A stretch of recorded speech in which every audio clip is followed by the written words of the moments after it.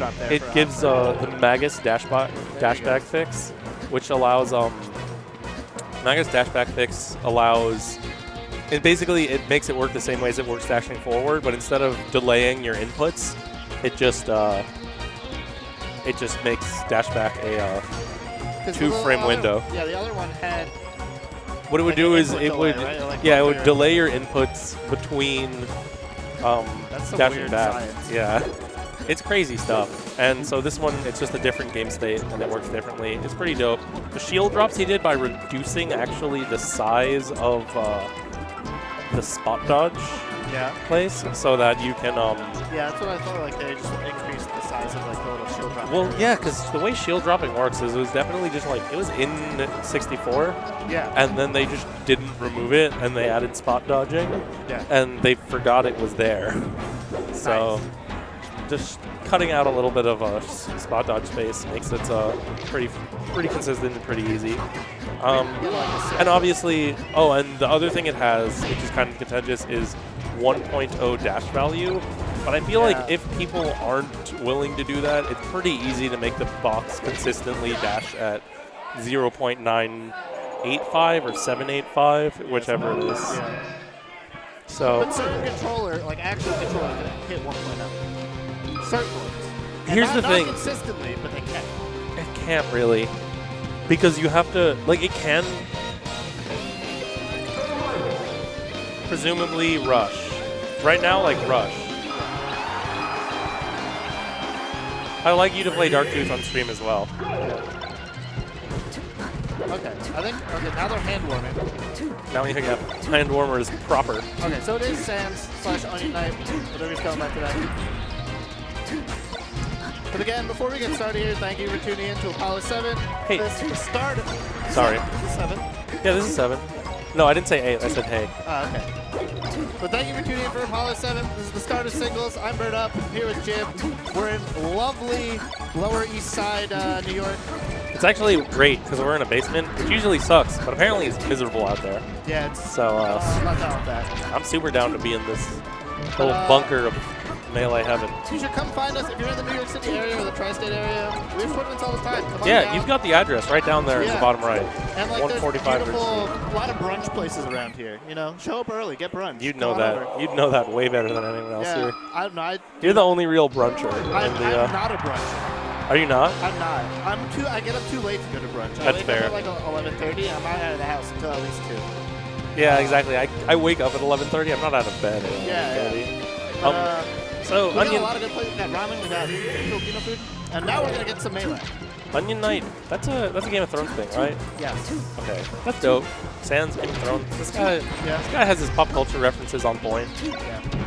Must be rough if your tank was Sans prior to Undertale being a thing. Yeah, like without. Yeah. Dude. When I played Sans, he tech chased the hell out of me. It was miserable. There are some things like people often make it sound like tech chasing is just whether the Sheik is good at it or not. Yeah. But there are actually there are actually ways to make it really hard. It's all about like mixing up your DI before you even get thrown, but also like a lot of foxes don't like DI full out when they tech out, and it's just about like making the frame leniency as low as possible for Sheik. Right. No. Cool. Is another. Hax might have sentenced himself to his own like tech chase fate here, because normally if you're foxing, you want to just keep like teching behind Sheik. Eventually they'll miss a dash back. Oh, well, not on this. Right, you're right. Now he won't. That's super true. I've never actually thought of it that way. That is your anti-tech chase strategy. Always tech behind and hope they don't dash back. He catches him trying to dip below so that he can sweet spot up B to the ledge. I don't know. It's like easier to execute from under, but it's not necessarily better for me. And he reads that and calls it out. Ooh. Did you look into any of that stuff with like Leffen's like secret Sheik up B technique? Yeah, I think basically what it is it's a shortened up B that goes slightly above the ledge and allows you to decide like on a 50-50 either to grab a ledge or like go on stage. Yeah. That's very much holding his own here. Yeah, absolutely. Ooh, and if he takes the stock, which he chokes the edge guard, he could be in the lead. Yeah, and Hax is very, I mean, Hax is convinced Sheik is a bad character, so this is pretty interesting. I do think Hax is being a little over-reliant on DI out, tech in, which is a very basic mix-up that Fox has, and it's still good to employ sometimes, but it's what I've seen him do mostly. And interestingly enough, I've seen him do very little tech in place shine. And you don't want to spam it, obviously, then Cheeks are just going to start reading you, but you do have to keep them honest with it. And you feel like Hax would be the type of player who would just spam it, you know? You feel like, yeah, I mean, he would, his second place shine is going to be frame perfect, so.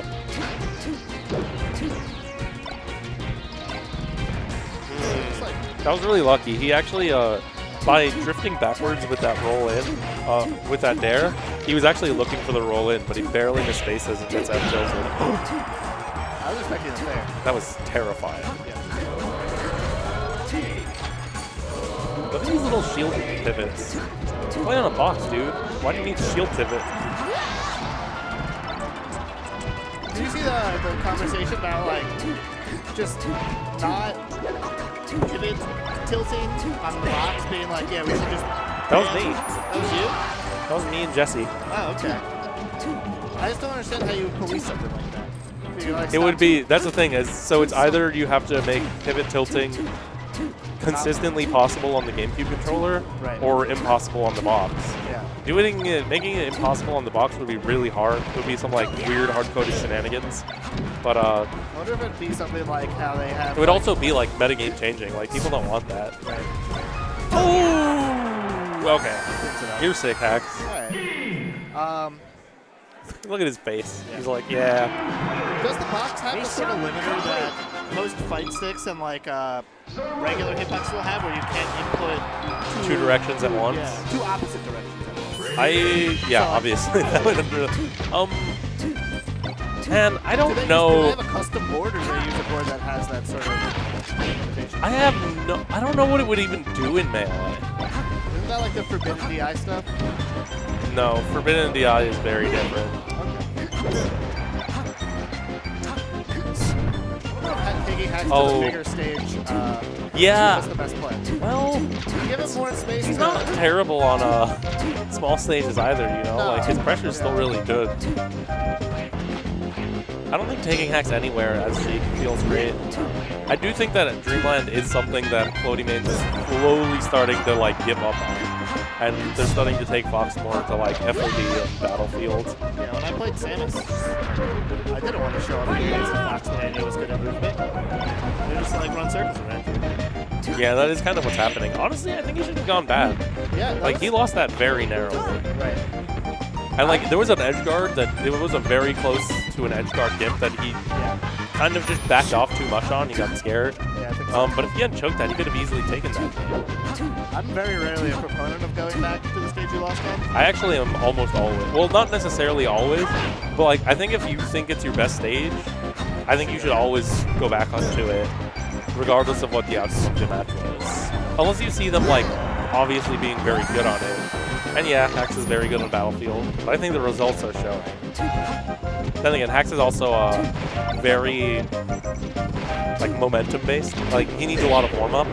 It's impossible to get him to play anything before he's, like, had, like, 30 minutes of warm-up. And he did kind of come late today, play teams, and now he's here. Like, maybe he is just warming up, figuring him out. Oh. Yeah, here we go. From the opposite side of the stage. His weak hit follow-ups on Sheik are actually really amazing. He doesn't do them as much anymore, but I'd really like to see him. He used to have these excellent, like, nair grabs on Sheik. Like, he would up-throw nair re-grab her constantly. And it was just the most, it was like, it's such a cool way to, it just looks so dope when he does it. Oh, that is not here. Probably sealing his fate. That was bad DI on the last minute, too. Anyways, there you go. Now you guys can believe us that Hax is here.